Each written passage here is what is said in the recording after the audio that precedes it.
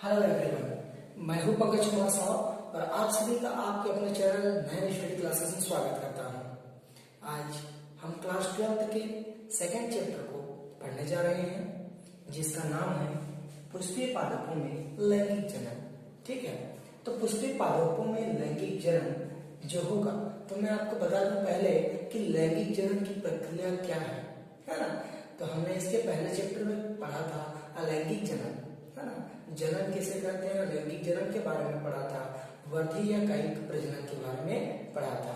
आज हम पढ़ने वाले हैं क्या, लैंगिक जनन। तो लैंगिक जनन एक ऐसी प्रक्रिया है जिसमें नर और मादा के युग्मक आपस में क्या हो जाते हैं, मिलकर क्या बना जाते हैं, जायगोट का निर्माण करते हैं, युग्मनज का निर्माण करते हैं और एक संतति को जन्म देते हैं। एक संतति जब जन्म लेता है तो उनकी पीढ़ी क्या होती है, पीढ़ी दर पीढ़ी क्या होती है, बढ़ती जाती है। वो जो पीढ़ी है आगे क्या होती है, निरंतर बढ़ती जाती है। यही जो प्रक्रिया है जिसमें दो जनक की आवश्यकता होती है वही प्रक्रिया क्या कहलाती है, लैंगिक जनन की प्रक्रिया कहलाती है। वह प्रक्रिया जिसमें एक जनक न होकर दो जनकों की आवश्यकता होती है जिससे एक नए संतति की जन्म होती है ना, जन्म होती है, तो उसे क्या कहते हैं, लैंगिक जनन की प्रक्रिया कहते हैं। ठीक है, लैंगिक जनन की प्रक्रिया कहते हैं। तो यहाँ पे देख लीजिए, जनन जो इकाई होते हैं, जनन की जो इकाई होते हैं ना, जनन की जो इकाई होते हैं वो क्या होते हैं, युग्मक, युग्मक, है ना। अब देखिए युग्मक जो मूल रूप से है ना, युग्मक क्या होता है भाई, जनन की इकाई क्या होते हैं, युग्मक आपस में मिलकर क्या बनाते हैं, युग्मनज बना लेते हैं। ठीक है, युग्मनज बना लेते हैं। तो एक युग्मक में, ठीक है, एक युग्मक में कितने, एक केंद्रक पाया जाता है।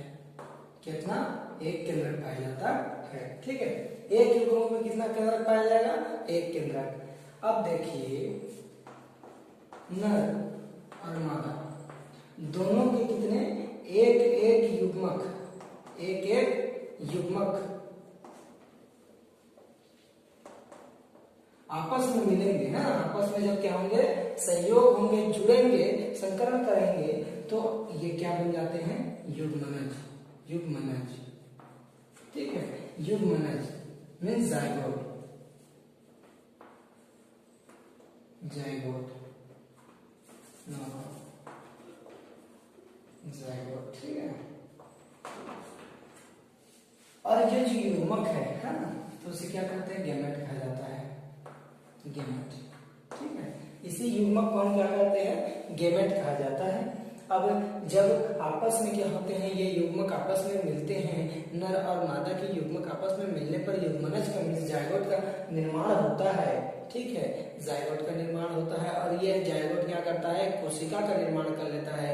वही कोशिका एक शिशु के रूप में, एक संतान के रूप में क्या होती है, जन्म लेती है, जिसे क्या कहा जाता है, संतान कहा जाता है। ठीक है, ये जो प्रक्रिया आपको समझ में आ गई होगी कि जनन की इकाई क्या होती है भाई, युग्मक होती है। प्रत्येक युग्मक में कितने केंद्रक होते हैं, एक केंद्रक होता है। नर की एक युग्मक और मादा की एक युग्मक, मिस कहने का मतलब इसका एक केंद्रक, इसका एक केंद्रक, दोनों आपस में मिलकर दो केंद्रीय हो जाते हैं।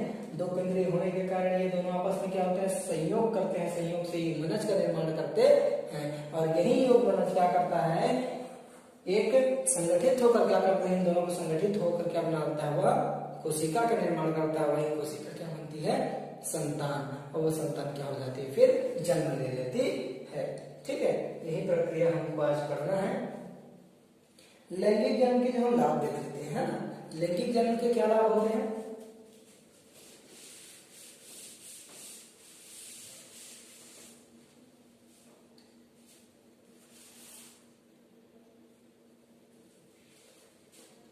लाभ देख लीजिए, है ना। तो दो जनक होंगे लेकिन दोनों आपस में क्या होंगे, विपरीत होंगे, है ना। एक नर है तो एक मादा है। दो विपरीत जनक की जो युग्मक होंगे, है ना, युग्मक होंगे, वे आपस में क्या होंगे, पहला तो संयोग होगा, है ना। दो विपरीत जनकों के युग्मक का संलयन ठीक है, आपस में क्या होंगे, यहाँ मिक्स होंगे। दूसरा क्या कहता है कि नए गुणों की क्या होगी, संभावना हो सकती है। दूसरा, जब आपस में मादा और नर की जो युग्मक आपस में मिलेंगे तो मादा के कुछ गुण और नर के कुछ गुण क्या हो जाएंगे, संतान पर आएंगे, तो नए गुण बनने के चांसेस अधिक होंगे, संभावना अधिक होंगी। तो दूसरा क्या कहता है, नए गुण बनने की जो संभावना है ना, क्या है, संभावना वो क्या होगी, अधिक होगी। ठीक है, क्या होगी, अधिक होगी। अब देख लीजिए तीसरा क्या कहता है कि संतान में तीव्र अनुकूलन की जो क्षमता है ना, तीव्र अनुकूलन की क्षमता, संतान में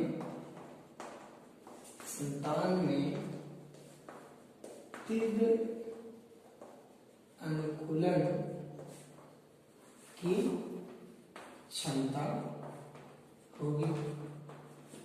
ठीक है, वह क्या कर सकता है, परिस्थिति में क्या हो सकता है, अनुकूलित हो सकता है। उसमें जो नए गुण होंगे है, नया गुण होगा, वो क्या कर सकता है, उस परिस्थिति में मैच करवा सकता है, वह तुरंत क्या हो सकता है, वातावरण में अनुकूलित हो सकता है। अब देख लीजिए इसकी, ये तो हमने लाभ पढ़ लिया कि दो विपरीत जनकों के जो युग्मक होंगे आपस में मिक्स होकर क्या बना लेंगे, संतान की उत्पत्ति करेंगे, संलयन होकर, है ना। अब देखिए दूसरा जो कहता है कि दोनों जो जनक है ना, उनके कुछ जो गुण है वो किस पर आएंगे, संतान पर आएंगे, पर नए गुण वहां उत्पन्न होने की, आने की जो संभावना है वो बढ़ जाएगी। ठीक है, तीसरा नंबर कहता है कि संतान में तीव्र अनुकूलन की क्षमता होगी। जब नया गुण होगा तो उसमें क्या होगा, कोई भी परिस्थिति हो, कोई भी एक सिचुएशंस हो, तो उसको क्या कर सकता है, उसमें अनुकूलित होने की संभावना अधिक हो जाएगी। हम इसके क्या पढ़ लेते हैं, हानि पढ़ लेते हैं। ठीक है, इसके क्या पढ़ लेते हैं, हानियां। इसके मुख्य जो हानि होते हैं वो कौन कौन सी है, उस चीज को हम क्या करेंगे, यहाँ डिटेल करेंगे। तो मुख्य रूप से जो हानि है वो क्या है, चलिए देख लेते हैं। इसकी हानि क्या है कि इसमें कुछ जीवों को छोड़कर, हाँ, कुछ जीवों को छोड़कर लगभग सभी जीव क्या करते हैं, लैंगिक प्रजनन की क्रिया में भाग लेते हैं। हाँ, तो पहला जो इसका पॉइंट है, कुछ जीवों को छोड़कर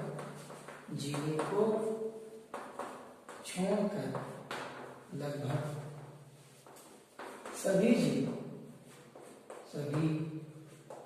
जीव इस क्रिया में भाग लेते हैं। ठीक है, ये तो हमारा हो गया कितना, पहला पॉइंट। अब हम देख लेते हैं क्या इसका दूसरा पॉइंट क्या कहता है, जो भी इसमें क्या होते हैं, गुण बनते हैं, जो भी इसमें नए गुण आते हैं, नए गुण आते हैं, है ना, तो उन गुणों का ह्रास होने की संभावना क्या होती है, अधिक होती है।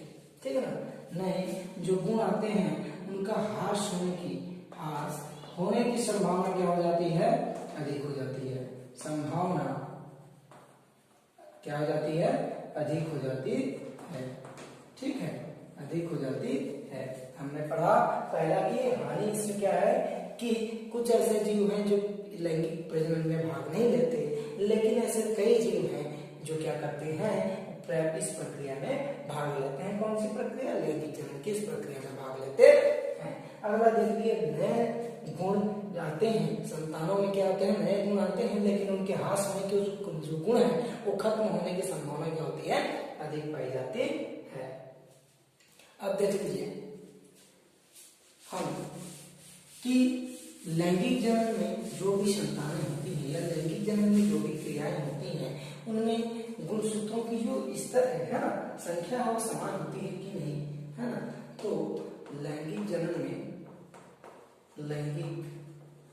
जनन में गुणसूत्र क्या होते हैं, गुणसूत्र की जो संख्या होती है, हाँ, सूत्रों की जो संख्या होती है वो क्या होती है, निश्चित होती होती है, यहाँ पे लिख रहा हूं, ठीक है, निश्चित होती है, ठीक है। उनकी जो संख्या होती है वो क्या होता है, निश्चित होता है, ठीक है। अब देख लीजिए, मनुष्य के जो कुल सूत्र होंगे द्विगुणित होते हैं, ठीक है, द्विगुणित, ठीक है। जब क्या होता है, गुणन होता है ना, गुणसूत्र की जो क्या होती है, युग्मनज के समय, है ना, युग्मनज का जब निर्माण होता है उस समय क्या होता है, जो भी युग्मक होंगे वो क्या होते हैं, अगुणित होते हैं। कहने का मतलब अकेले रहते हैं।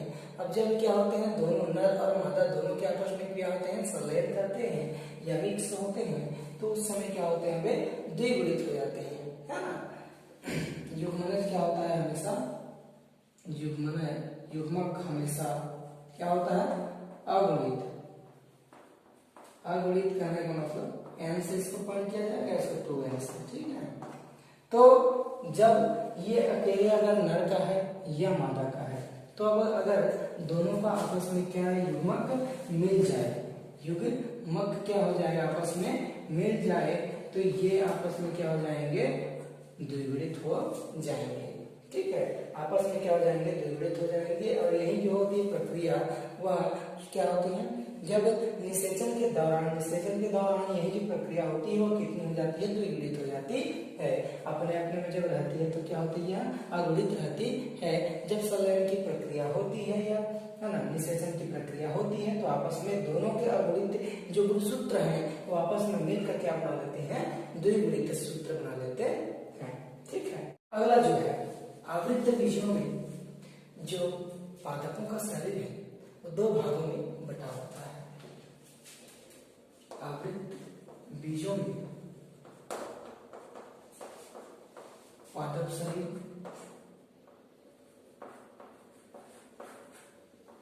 दो भाग में क्या होता है, बटा होता है, ठीक है। दो भागों में क्या होता है, बटा होता है। पहला होता है क्या, कायिक भाग, और दूसरा होता है प्रजनन भाग। तो कायिक भाग कहने का मतलब, इसके कायिक भाग कौन कौन से ऐसे भाग हैं जो मिलकर कायिक भाग का निर्माण करते हैं, तो है क्या, पत्ती, तना, जड़, ये आपस में मिलकर किसका निर्माण करते हैं, कायिक भाग का निर्माण करते हैं, ठीक है ना। प्रजनन वाले जो भाग है वह कौन से है, पुष्प, ठीक है। पुष्प क्या है, प्रजनन की जो भाग है। आकारिकी रूप में देखा जाए तो पुष्प को क्या कहा जाता है, रूपांतरित प्ररोह कहा जाता है, ठीक है। पुष्प को क्या कहा जाता है, आकारिकी रूप में, ठीक है। क्या रूप में, आकारिकी की अगर रूप में कहा जाए तो पुष्प को क्या कहा जाता है, रूपांतरित प्ररोह, ठीक है। आपको ध्यान से देख लीजिए कि दो पादप शरीर के दो भाग होते हैं, ठीक ना, आवृत्त बीजों में। तो एक होता है कायिक भाग, दूसरा होता है प्रजनन वाला भाग। तो कायिक भाग किससे मिलकर बने होते हैं, पत्ती, तना और जड़ से। ये आपस में मिलकर कायिक भाग का निर्माण करते हैं। और पुष्प किसका निर्माण करती है, प्रजनन भाग को दर्शाती है। चलिए आगे बढ़ते हैं कि इसकी जो मुख्य इकाई होती है, हाँ, इकाई होते हैं वे क्या है, ठीक है। इसकी इकाइयों को हम पढ़ लेते हैं। तो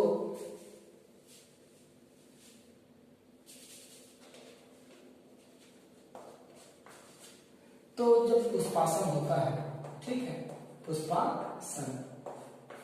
जब पुष्पासन का जो चक्र बनता है, ठीक है, पुष्पासन जब होता है तो उसमें दो प्रकार के चक्र पाए जाते हैं, है ना। दो चक्र पाए जाते हैं, एक होता है क्या, बाह्य दल चक्र, और दूसरा क्या होता है, दल चक्र, ठीक है।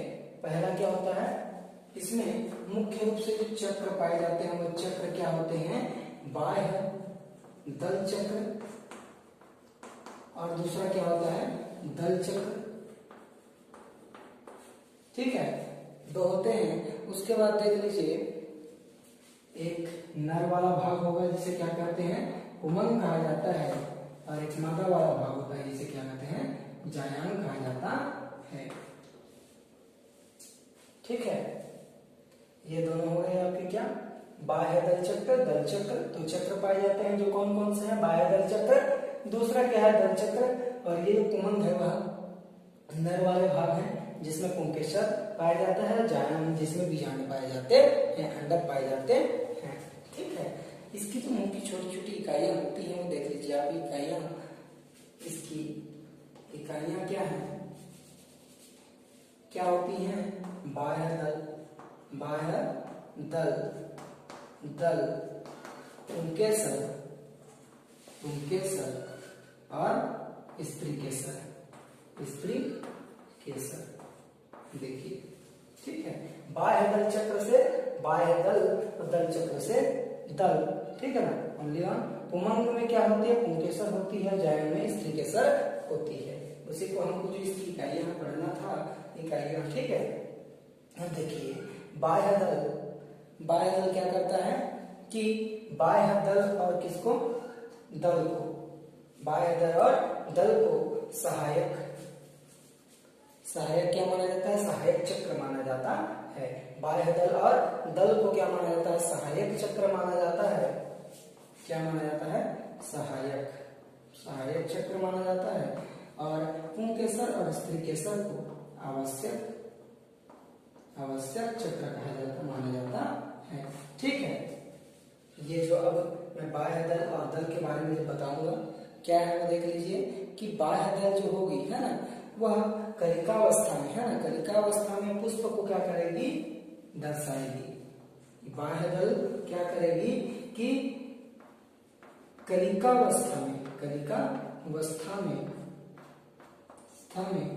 पुष्प को, पुष्प को क्या करेगी, दर्शाएगी, दर्शाएगी। ठीक है, और उसको क्या करेगी, दर्शाएगी, उसका क्या करेगी, सुरक्षा करेगी, सुरक्षा करेगी। ठीक है ना, सुरक्षित रखेगी उसको, दर्शा कर क्या करेगी, उसको भाई सुरक्षित करेगी, उसको सुरक्षित रखेगी। और दल मुख्य रूप से क्या करती है, दल का जो कार्य है वह बाहरी सजावट है ना, बाहरी जो सजावट है उसको क्या करना, आकर्षक बनाना। तो ये जो दल है, ठीक है, ये दल क्या करती है, आकर्षण बनाती है। ठीक है ना, आकर्षण बनाती है, जिससे कीट क्या हो जाते हैं, उस आकर्षण में है ना खींचे चले जाते हैं और उस पर बैठते हैं। ठीक है, ये हो गया हमारा क्या, पुष्पीय पादपों में जो लैंगिक जनन थे, जिसमें हमने क्या पढ़ा था, आवृत्त बीजों में जो पादप का शरीर दो भाग में बढ़ता है उसके बारे में हम पढ़ रहे हैं। ठीक, पुष्पासन, पुष्पासन जब होता है तो उस समय जो चक्र बनते हैं वो चक्र कौन से होते हैं, बाह्य दल चक्र और दल चक्र।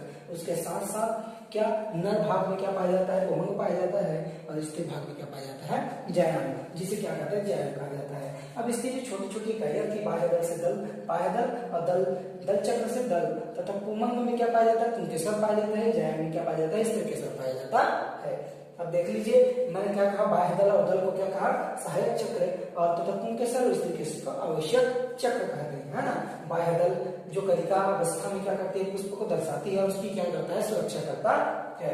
दल चक्र, दल क्या करती है, उसको जो पुष्प है उसकी बाहरी बनावट को क्या करती है, आकर्षण देती है, आकर्षण बनाती है, जिससे कीट क्या होते हैं, आकर्षण से आकर उस पर बैठते हैं, उसका रस लेते हैं। ठीक है, ये पुष्प का क्या, नर जनन भाग है ना। अगला हमारा पॉइंट क्या है, पुष्प में जो नर जनन भाग है उसका निर्माण कैसे होता है। ठीक है, चलिए तो कहां से स्टार्ट होगा, पुमंग से। पुमंग, पुमंग नर जनन चक्र का क्या करता है, निर्माण करता है। ठीक है, नर जनन चक्र का क्या करता है, निर्माण करता है। ठीक है, चक्र का निर्माण, निर्माण करता है। पुमंग नर जनन चक्र का क्या करता है, पहले तो निर्माण करता है। इसमें पुमंग में एक निश्चित संख्या में, ठीक है, एक निश्चित संख्या में, निश्चित संख्या में क्या पाए जाते हैं जी, पुंकेसर पाए जाते हैं, पुंकेसर पाए जाते हैं। ठीक है, एक निश्चित संख्या में क्या पाए जाते हैं, पुंकेसर पाए जाते हैं। पुमंग क्या करता है, नर जनन चक्र का क्या करता है, निर्माण करता है। और उस पुमंग के अंदर क्या होते हैं, आंतरिक भाग में निश्चित संख्या में पुंकेसर पाया जाता है, पुंकेसर पाया जाता है। और यह पुष्प की क्या होते हैं, एक विशिष्ट लक्षण होता है। क्या क्या पाया जाना, नर जनन भाग में पुंकेसर पाया जाना है, क्या है, विशिष्ट लक्षण है, विशिष्ट लक्षण है। ठीक है, उसका क्या है कि विशिष्ट लक्षण कहलाता है कि इसमें पुंकेसर पाया जाना। ठीक है, अब आपको मैं बता दूं कि तुलसी में जो पुंकेसर होते हैं कितने होते हैं, 4। ठीक है, तुलसी में कितने होते हैं, पुंकेसर की जो संख्या होती है वो कितनी होती है, 4 होती है। धतूरा, बैगन है ना, धतूरा जो बैगन है ना, इन सभी में क्या होती है, धतूरा हुआ आपका, धतूरा हुआ, बैगन हुआ है ना, इसमें कितनी होती है, 5। ठीक, धतूरा और बैगन जो है इन दोनों में क्या होती है, 5 पाई जाती है। तथा सरसों में कितनी होती है, 6। एवं गुड़हल में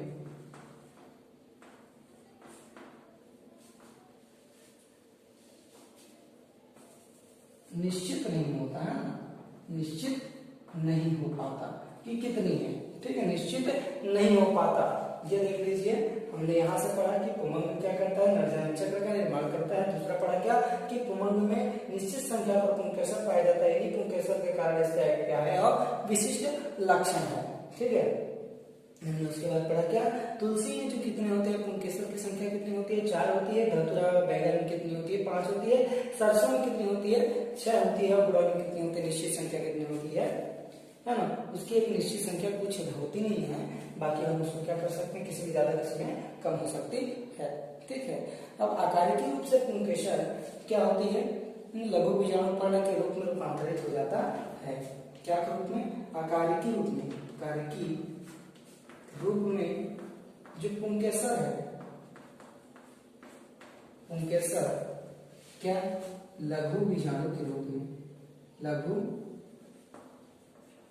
बीजाणु के रूप में क्या हो जाती है, रूपांतरित हो जाती है। ठीक है ना, लघु बीजाणु पर्ण लघु बीजाणु पर्ण के रूप में क्या हो जाती है, रूपांतरित हो जाती है। ठीक है ना, अब अगला देख लीजिए कि बीजाणु पर्ण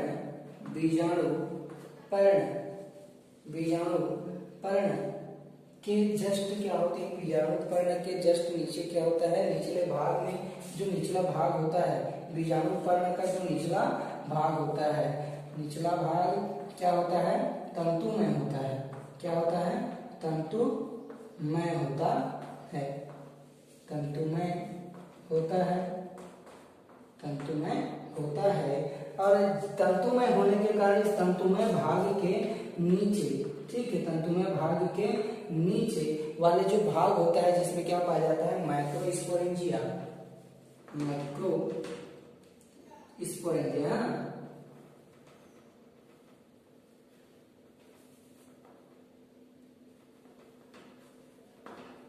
माइक्रोस्पोरेंजिया पाई जाती है। और फिर पुंकेसर पाए जाते हैं ना, पुंकेसर। ठीक है, तंतु के जस्ट नीचे क्या पाया जाता है, माइक्रोस्पोरेंजिया या तो पुंकेसर पाए जाते हैं। ठीक है, अब देख लीजिए अंतिम जो पॉइंट है ना, अंतिम पॉइंट समझ लेते हैं कि तंतु और परागकोश के बीच, तंतु और परागकोश के बीच में, परागकोश के बीच क्या पाई जाती है, योजी पाई जाता है। योजी कहने का मतलब कनेक्टिव। ठीक है, कनेक्टिव पाया जाता है, जो क्या करता है, दोनों परागकोशों को क्या करता है, इन सभी को कनेक्ट करता है। तंतु और परागकोश को आपस में क्या करता है, जोड़ता है। ठीक है, यह प्रक्रिया आप समझ जाएंगे, इसको आप ध्यान से पहले पढ़िए, है ना। ठीक, देखिए अगला क्या है, पुष्प का मादा जनन भाग, वो कैसे बनता है ना। इस प्रक्रिया को हम समझते हैं कि जो इकाइयों में कौन से नंबर में आता है, चौथे नंबर में। पहले में क्या आया था, बाह्य दल, है ना, बा है दल, दूसरा क्या आया था दल, तीसरा पुमन और चौथा क्या आया था जयान। तो ये चौथे नंबर पे क्या आता है जयान आता है। तो इस तरह की जो प्रक्रिया चलती है तो चौथे नंबर के क्रम में आता है, ठीक है, चौथे नंबर के क्रम पे आता है और जिसे क्या कहते हैं मादा जनन अंग कहा जाता है।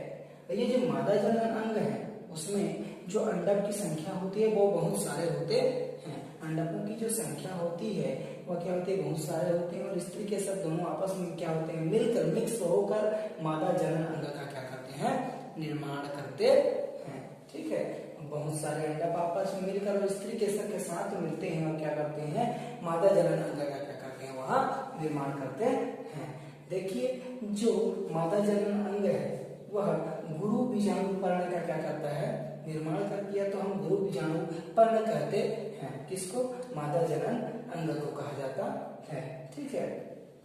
गुरु बीजाणु पर्ण के अंदर क्या पाई जाती है गुरु बीजाणु धानी पाई जाती है जिसे बीजाणु के रूप में है ना रूपांतरित किया जाता है, ठीक है। गुरु बीजाणु धानी में क्या पाया जाता है बीजाणु पाए जाते हैं, ठीक है।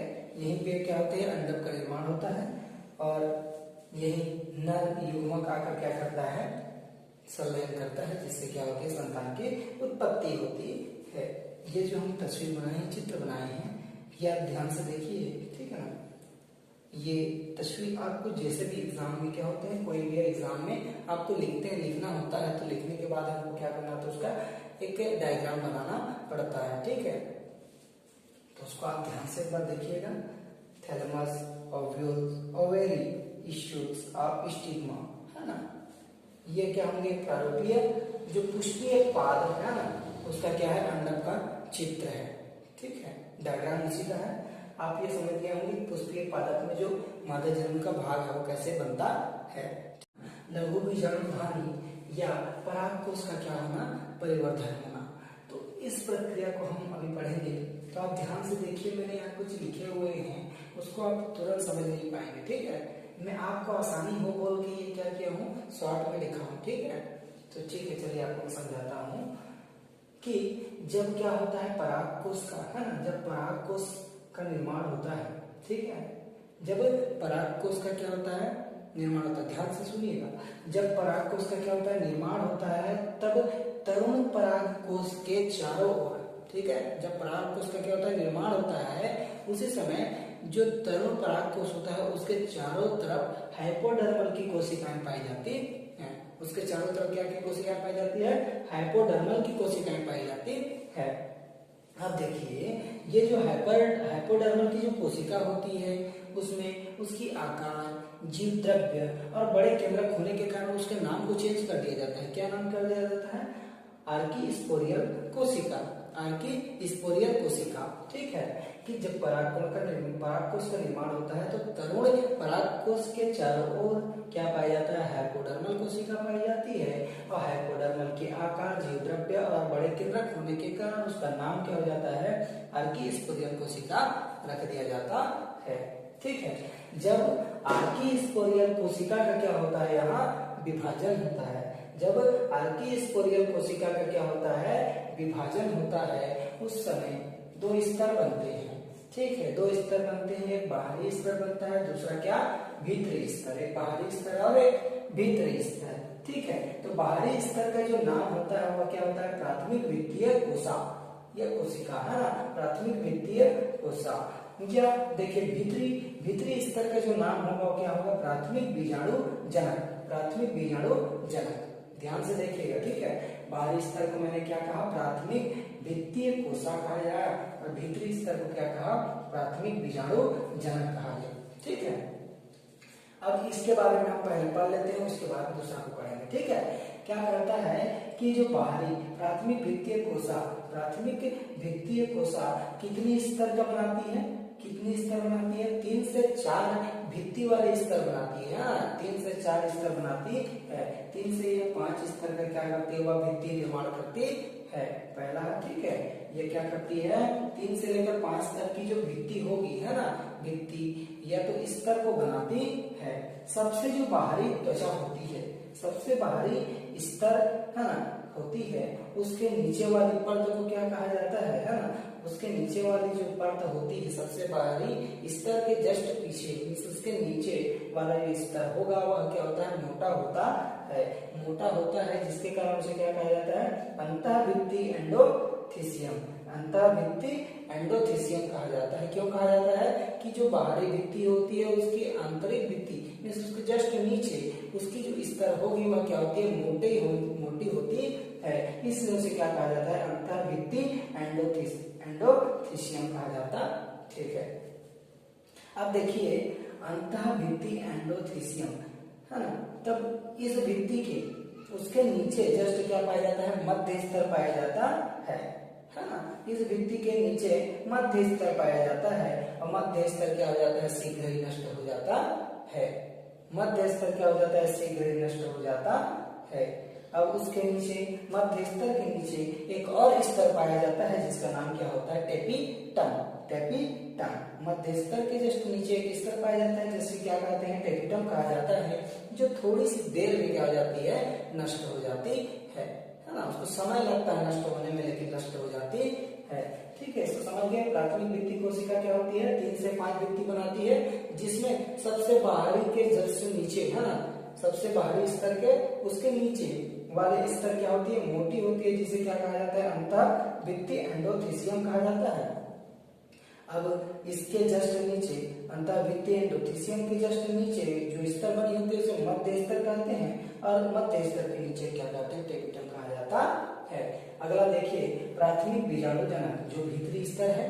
ठीक है, तो यह क्या होती है, सर्वप्रथम तो कई भागों में क्या हो जाती है, यह विभाजित हो जाती है, बट जाती है, और क्या का निर्माण करती है, पराग मातृ कोशिका का निर्माण करती है। दूसरे शब्दों में कहूं तो लघु बीजाणु मातृ कोशिका का निर्माण करती है, पराग मातृ कोशिका या लघु बीजाणु मातृ कोशिका का निर्माण करती है।